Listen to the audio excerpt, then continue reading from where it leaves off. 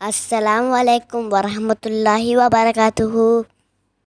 வலைக்கும் அஸ்ஸலாம் வரஹ்மத்துல்லாஹி வபரகாத்துஹு. ஹிஷாம், வா ஹிஷாம், நான் உனக்கு இன்னைக்கோட துவாவை சொல்லித்தரேன்.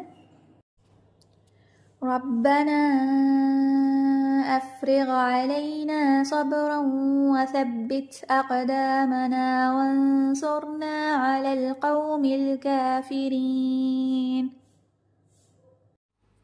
கேட்கும் போதே நல்லா இருக்கே, இதோட பொருளே சொல்லித்தாங்க, கற்றுக்கிறேன்.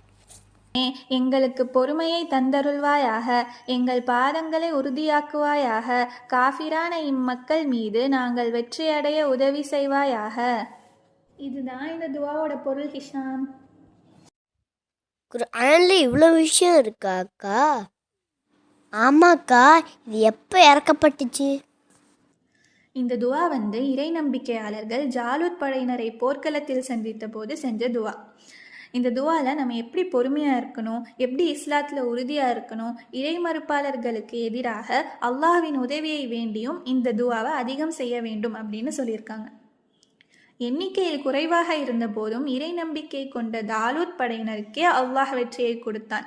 அதனால நம்ம வாழ்க்கையில எந்த இக்கட்டான சூழ்நிலை வந்தாலும் பொறுமை காத்து அல்லாஹ் மீது கொண்ட நம்பிக்கையில் உறுதி கொள்ள வேண்டும் அப்படின்னு இந்த துவால சொல்லியிருக்காங்க.